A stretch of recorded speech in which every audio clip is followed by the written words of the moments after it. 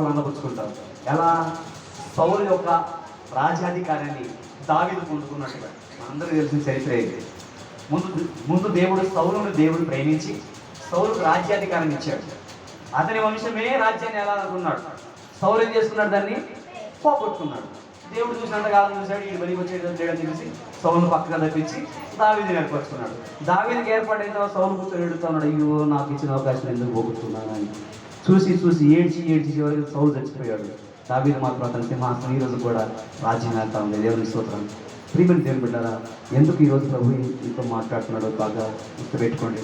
దేవుడు నీకు ఏ అవకాశం ఇచ్చాడు, ఏ ఆలోచన ఇచ్చాడు, ఎందుకు నేను ఇక్కడ పిలుచుకున్నాడు, ఎందుకు ఈ మాటలు చెప్తున్నాడు, ఈ మాటలు గుర్తుపెట్టుకొని దేవుని మాటలు ఎందుకు లక్ష్యం వచ్చి దేవునికి లోబడితే ఖచ్చితంగా దేవుడు నీకు రావాల్సిన ప్రతిఫలము ఇస్తాడు. అలాగను నీకు దేవుడు ఇచ్చునుగాక. చివరిగా మాట హెబ్రీ పత్రిక 5వ అధ్యాయము 5 నుంచి 10వ వచనం మనం చూస్తే యేసుక్రీస్తు ప్రభువారు కూడా మనము పొందుకున్నటువంటి శ్రమలలో ఆయన కూడా పాలి భాగస్తుడయ్యాడు. ఆయన మనకంటే ముందే శ్రమ అనుభవించాడు. ఆ శ్రమ వల్ల ఆయన విధేయత నేర్చుకున్నాడు. తద్వారా ఆయన లోకానికి రక్షకుడయ్యాడు. దేవుని స్తోత్రం కలుగునుగాక.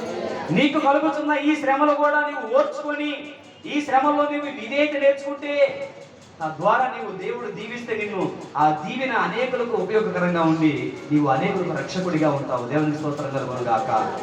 నేను లోపడ్డాను, నేను కూడా శ్రమను అనుభవించాను. ఆ శ్రమలో నేను కొన్ని విధేయతలు నేర్చుకున్నాను. ఈరోజు దేవుడు నన్ను ఎలా ఉంచాడండి? రక్షకుడిగా ఉంచాడు. దేవుని స్తోత్రం కలుగునుగాక. ఎలా ఉంచాడండి? రక్షకుడిగా ఉంచాడు. ఈరోజు ఈ పేర్లపాడు గ్రామానికి వచ్చి 51 మందికి ఈ చేతుల మీదుగా బాప్తిసం ఇవ్వడానికి దేవుడు కృప చూపించాడు. దేవునికి స్తోత్రం కలుగునుగాక. రాబోయే దినాల్లో 500 మంది, 5,000 మంది, 5 లక్షల మంది, 50 లక్షల మంది దేవుని స్తోత్రం. ఎంతవరకు ఇవ్వడానికి, ఎంతమంది లక్షలు నడిపించడానికి దేవుడు అవకాశం ఇస్తాడు. మరి ఇది నా గొప్పతనమా? లేదు. నేను అతిశయించడానికి నాకు అధికారం లేనే లేదు. ఎందుకంటే ఆయన నాకు అనుమతించిన శ్రమలు నేను అనుభవించాను. నేను విధేయత నేర్చుకున్నాను. ఆయన పిలుపుకు నేను లోబడ్డాను. మరి చక్కగా డ్రైవింగ్ చేసుకుంటా ఉన్న వాడిని పిలిచాడు. నేను ఉద్యోగాన్ని విడిచిపెట్టి పోతే నా పిల్లలు ఎట్టా, నా భార్య ఎట్టా నేను అనలేదు. వెంటనే దేవుని పిలుపుకు లోబడి ఆయన కోసం కనిపెట్టుకొని ఉన్నాను. 9 నెలల ఇంట్లో ఎన్నో నిందలు వచ్చినాయి, ఎన్నో అవమానాలు వచ్చినాయి, ఎన్నో రకాలుగా దూషించి మాట్లాడారు. వాళ్ళు మాట్లాడి ఏ మాటకి నేను సమాధానం చెప్పలేదు, మౌనం పాటించాను. వాళ్ళు ఇష్టం వచ్చినట్టు మాట్లాడుకున్నారు ఊరంతా. 9 నెలల తర్వాత దేవుడి ప్రాంతాన్ని నడిపించాడు.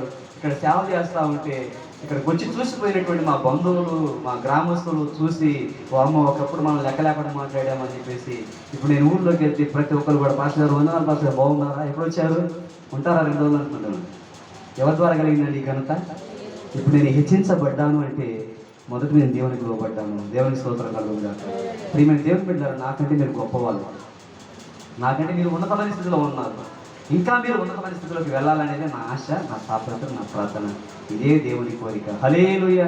ఇదే నా కోరిక, నవజీవన రాగమాలిక.